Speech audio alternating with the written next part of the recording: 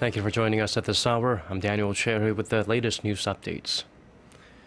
We begin with President Park Geun-hye's state visit to Canada, the first event on the presidential itinerary, seeking the cooperation and support of Korean residents in Canada, from inter-Korean unification to the expansion of trade between the two countries. Our Choi You-sun files us this report from Ottawa.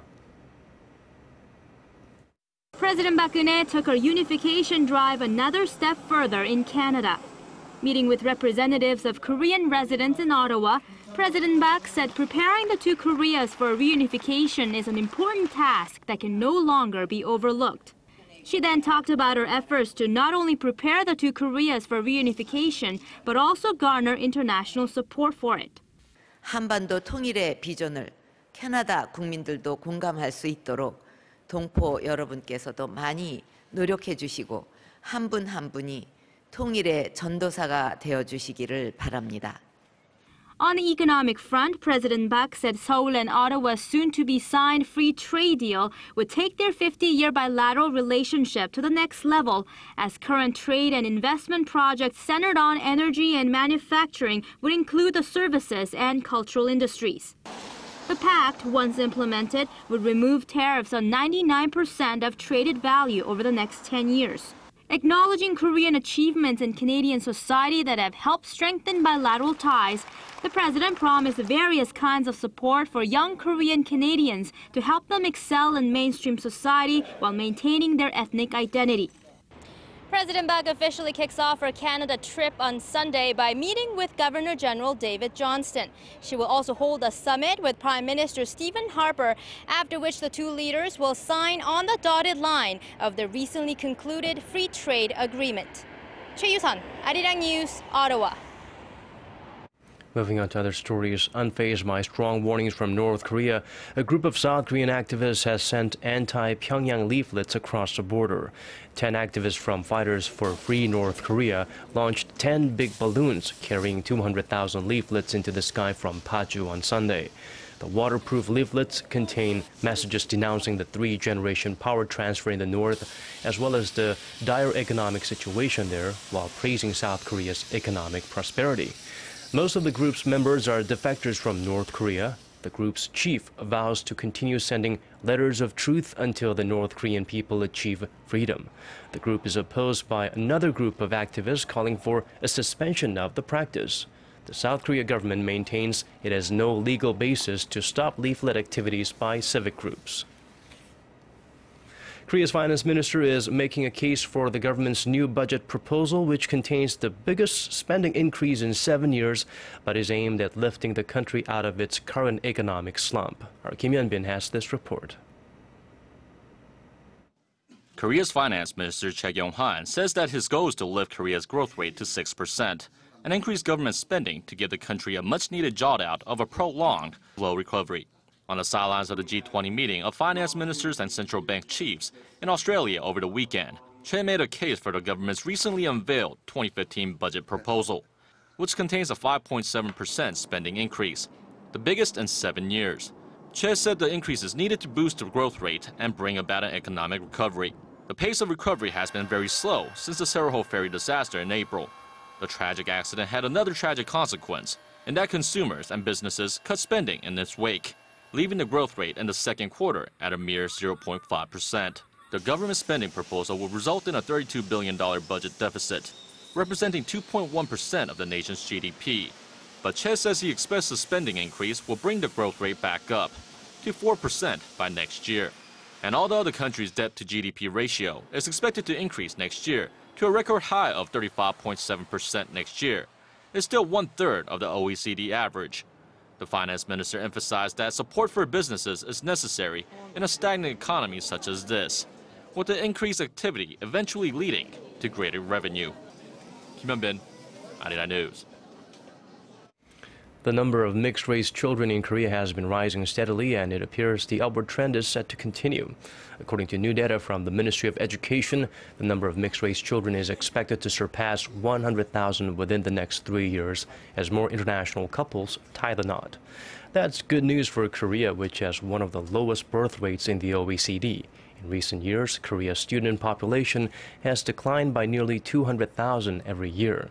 In contrast, the number of mixed-race children has surged, going from roughly 9,000 in the year 2006 to 67,000 in April of last year, a seven-fold increase in the last 8 years.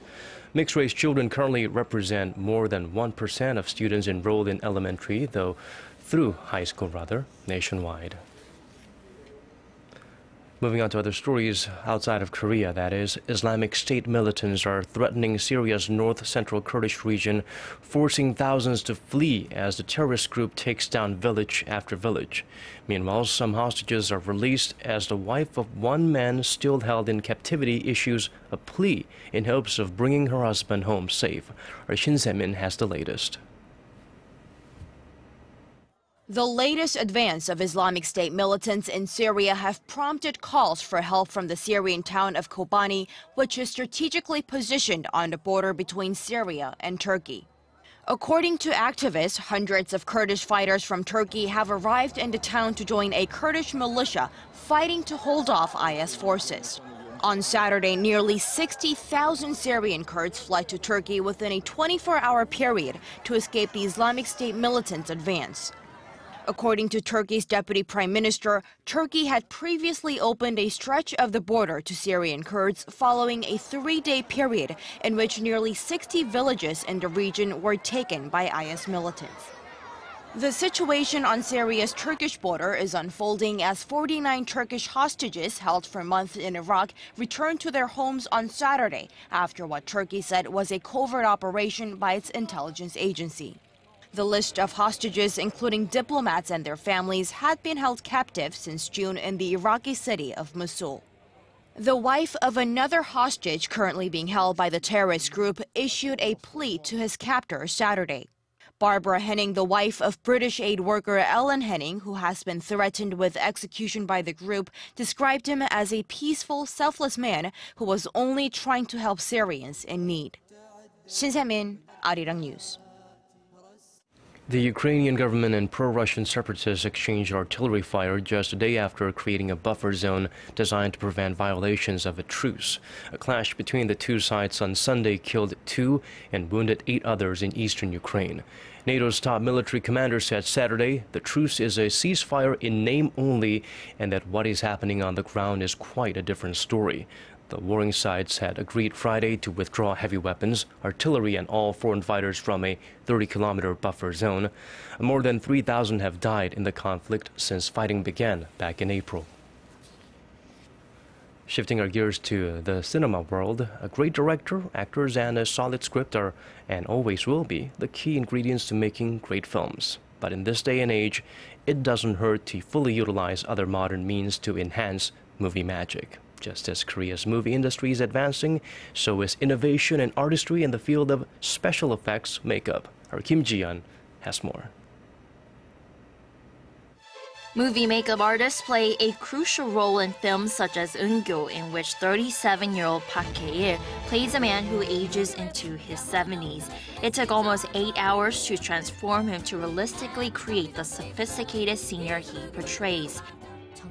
Korean makeup effects artists challenged themselves further, making a teenager look like an 80-year-old man. 13-year-old actor Cho Sung-mook, who played a teenage boy with the aging disease progeria in the film My Brilliant Life, had to go through a process that took hours to complete every time he sat in the makeup chair. They enlisted techniques innovated by Hollywood special makeup artist Greg Canham to create natural-looking wrinkles and age spots under a thin silicone mask. Real progeria patients can look unsightly, so we tried to maintain the actor's cute, childlike image. The makeover not only raised the movie's believability level, but also Cho's acting. I think Cho Sung-mook is an amazing kid. He never complained even when he had to go through the age makeup process for 5 hours every day. My Brilliant Life has shown makeup techniques similar to those used in the award-winning blockbuster The Curious Case of Benjamin Button. That film amazed audiences as its lead Brad Pitt played a character that aged backwards, from an old man to a baby.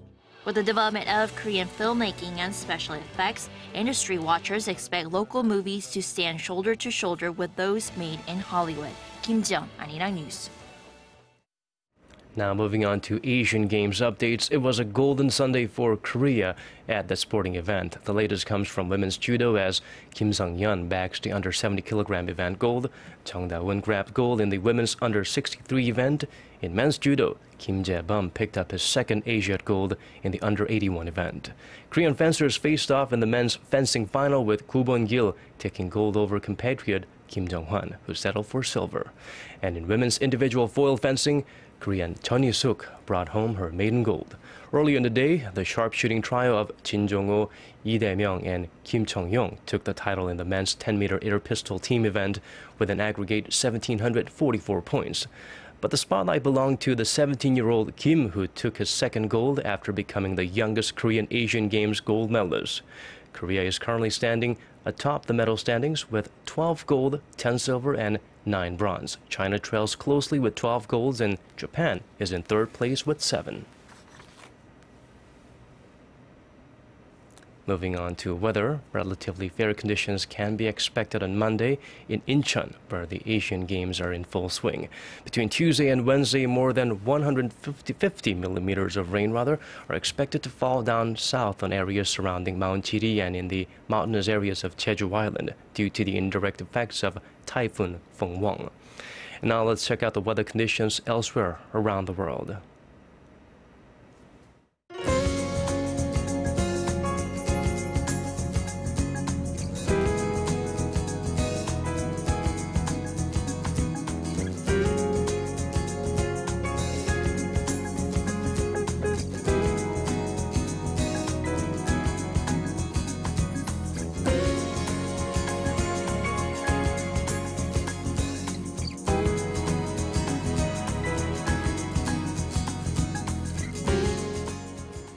And that brings us to the end of our newscast. Thank you for staying with us. Have a great start to your week. And for those who are cheering for your respective teams, happy cheering.